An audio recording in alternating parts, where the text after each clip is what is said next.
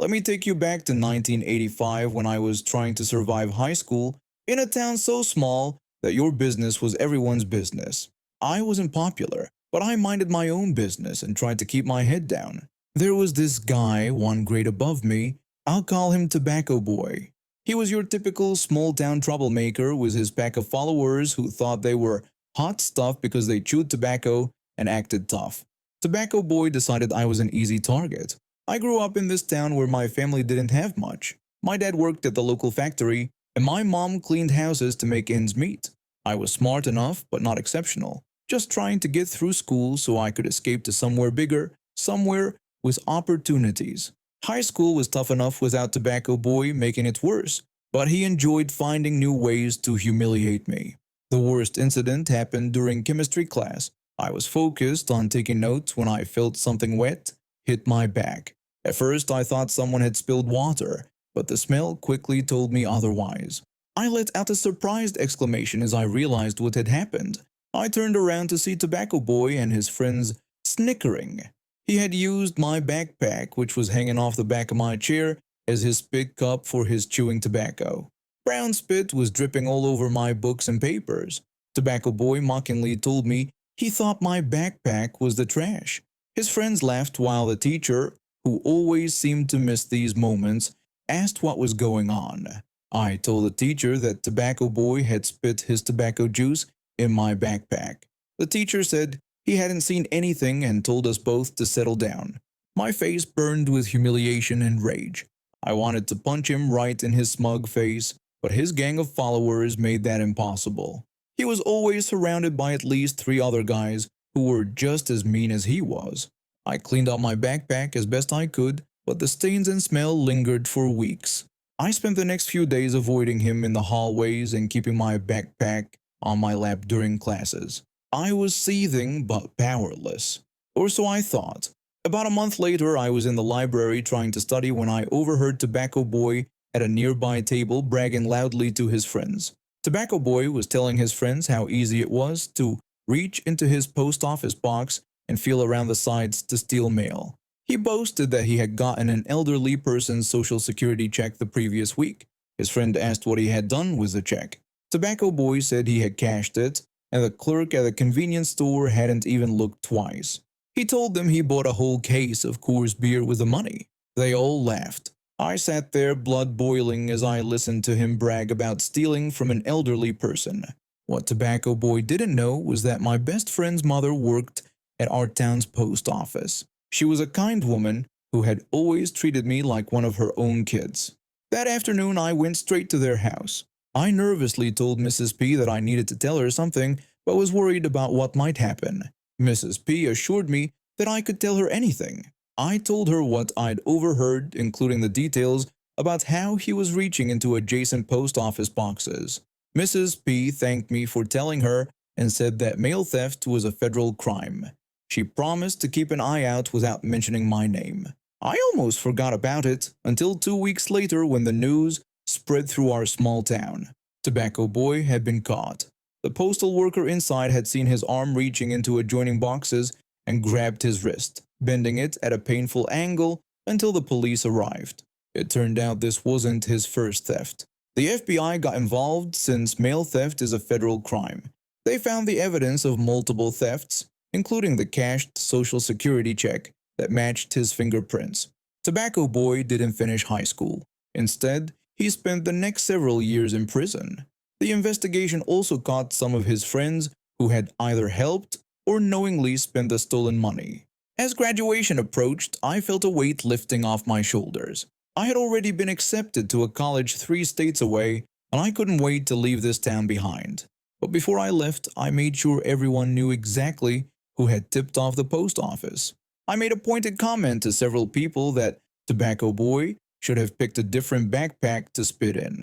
I graduated, packed my bags, and never looked back. My son is everything to me. He's been a water baby, lived in our community pool since he could walk. Swimming became his passion, and I supported him every step of the way. Those 5 a.m. practices, the weekends spent at mates instead of birthday parties, the countless dollars spent on equipment, It was all worth it to see his face light up when he hit the water. For months, he'd been training for this practice race. It wasn't even a competition that counted for rankings or anything, just a chance for the kids to test their skills in a race-like environment. He was nervous but excited that morning, checking his goggles a dozen times and stretching like the Olympic athletes he admired. I asked him if he was ready as we pulled into the aquatic center parking lot. He responded that he was born ready, flashing that smile of his. We got there early so he could warm up properly. Everything was going according to plan until I had to use the restroom. I told him I'd be right back and suggested he keep warming up while I was gone. He nodded and adjusted his swim cap. That 5-minute bathroom break changed everything. When I returned, I knew something was wrong. There was a commotion by the pool. People clustered at one end, raised voices, and the sharp whistle of officials. My heart dropped when I didn't see my son among the other swimmers lining up. As I pushed through the crowd, I saw him, soaking wet, shivering despite the warm air, with a terrified look I'd never seen before. Officials were pulling him from the water while a woman was being held by several parents. Later, my son told me exactly what happened. The woman had called out to him, demanding he come over to her. My son approached and asked if he could help her. She then told him to get out of her son's way because her son needed to win the race. My confused son explained it was just practice, but she became angry. She said how important this was for her son's future and insisted he needed to win no matter what. When my son asked what that had to do with him, she said everything, explaining that if her son didn't win, it would reflect poorly on her family. She said he better get out of her son's way or she'd make him do it. When my son asked how she planned to do that, she smiled and said he'd regret ever standing in her son's way. That's when she pushed my 12-year-old son into the pool. But it wasn't just a push. She stood at the edge and repeatedly kicked his hands away every time he tried to climb out. According to witnesses, she was smiling while doing it, telling him he needed to learn his place. When I saw what was happening, something took over. The officials were already pulling my son out, wrapping him in towels, but I couldn't contain my rage. I screamed that she would pay for this, using some choice words to describe her. I shouted for someone to call the police. My son was trembling, not just from the cold water, but from fear. He whispered through chattering teeth about how the woman had told him he couldn't race and that he had to let her son win. The lifeguards checked him over while we waited for medical help. He hadn't swallowed much water, but the damage was done. As a mother, seeing that fear in your child's eyes is something you never forget. The woman, who everyone called Karen, stood there with her arms crossed. She claimed my son was going to cheat, saying she had seen him checking out the lanes earlier and planning something. Her own son stood several feet away from her, clearly wishing he could disappear. The police arrived within minutes. They talked to several witnesses, all of whom confirmed what happened. Karen kept saying she was protecting her son's interests, arguing that a mother has to do what's necessary to ensure her child's success. One officer asked if that included attacking another child. Karen was handcuffed and placed in the back of a patrol car. I pressed charges right away: assault on a minor, reckless endangerment, the works. She was taken into custody pending trial. The swim committee met that very afternoon and banned her son from all future competitions. Their statement cited his connection with a dangerous individual as the reason, though everyone knew the poor kid was as much a victim of his mother's madness as my son was. My son didn't swim competitively for months after that. The trauma of being attacked by an adult, someone who should have been there to ensure kids' safety, was too much. We started therapy, and slowly, he is getting his confidence back in the water. As for Karen, she pled guilty to reduced charges but still served jail time. Her husband filed for divorce shortly after, unable to deal with the shame and legal bills her actions brought upon their family. Sometimes I wonder what drives a person to such extremes. What kind of thinking makes you think harming a child is acceptable in the pursuit of your own child's success? What I do know is this: my son is swimming again. And every time he dives into that pool, it's a victory over fear, over entitlement, over everything that woman stood for. I wasn't proud of my behavior in 6th grade. Looking back, I was a real pain in the butt to my teacher. It was her first year teaching at our Catholic school, and instead of making it easier for her, I made it as difficult as possible. Every day I found new ways to push her buttons. I'd talk during lessons, pass notes, make stupid jokes, and encourage others to join in. I questioned her teaching methods, pretend I didn't understand simple instructions, and forget to do my homework. I was testing her limits constantly, seeing how far I could go before she'd snap. She rarely did. She'd give me stern looks, keep me after class sometimes, or make me write sentences during recess. But she never lost her cool with me, which I took as an invitation to push harder. When the last day of school came, everyone was in a good mood. We'd finished our final exams the day before, and today was just about cleaning out desks, signing yearbooks, and saying goodbyes.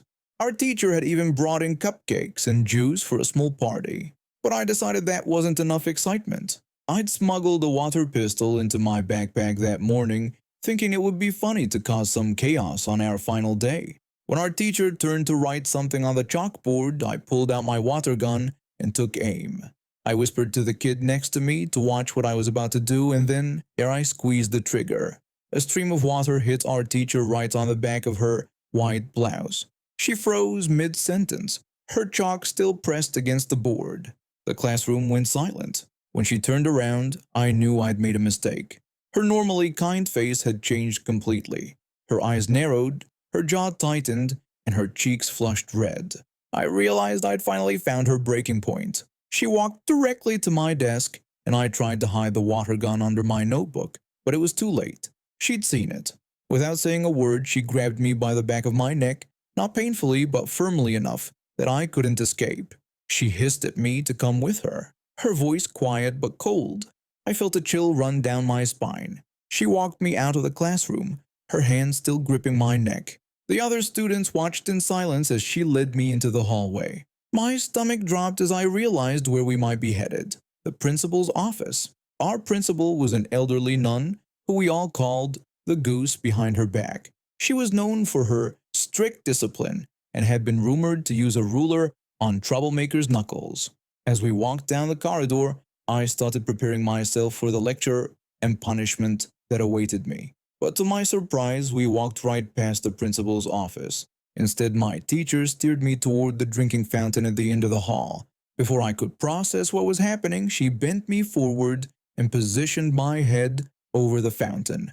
With one hand still on my neck, she used the other to press the button on the fountain. Cold water gushed up, soaking my hair and face. She held me there for what felt like forever, but was probably only about 10 seconds. Water ran down my neck and soaked the collar of my uniform shirt. When she finally released the button, I gasped for air, water dripping from my nose and chin. She told me that now we were even before grabbing me by the neck again and walking me back to the classroom. I was completely wet, water still dripping from my hair and running down my face. When we entered the room, every student turned to look at me. There was a moment of silence, and then everyone burst out laughing. I sputtered out that this wasn't fair, water still dripping from my chin. She asked if it wasn't fair, pointing out that I thought it was funny to get her wet on the last day of school, and she thought it would be equally funny to return the favor. My classmates were still laughing, pointing at my soaked head and the wet patch on my shirt. I wanted to be angry, to complain that a teacher shouldn't be allowed to do something like that. But deep down, I knew I deserved it. I'd been tormenting this poor woman all year, and she'd finally given me a taste of my own medicine. I spent the rest of the day sitting in my wet clothes, my hair slowly drying into a mess. When the final bell rang, I didn't rush out like the other kids. Instead, I hung back and waited until everyone had left. I quietly said sorry for being a jerk all year, my voice barely audible as I couldn't meet her eyes. She told me she knew and said sorry if she went too far that day. She added that teaching isn't always easy, especially when students test boundaries. I told her that I wouldn't do it again. She said she knew I wouldn't, describing me as a good kid who sometimes makes poor choices, adding that we all do that sometimes. I nodded and looked up at her. She wasn't angry anymore. She looked a little sad. She wished me a good summer and said she hoped 7th grade would be a better year for me. My partner and I had been living in the downstairs unit of a duplex for about 3 years. We loved the place because it came with exclusive use of the yard. It was even written into our lease agreement that we had both use and care responsibilities for the outdoor space. This was standard for these types of duplexes in our area. Upstairs, tenants typically didn't get yard access in their lease. We're not unreasonable people. The previous upstairs tenants were lovely, and we happily shared our outdoor furniture, fire pit, and other yard amenities with them. We had a great system going until she moved in.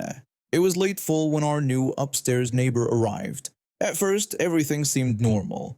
We continued using our yard through winter like we always did, having small bonfires in our fire pit, completely legal in our area, and enjoying our space. Then spring came around, and that's when things started going downhill.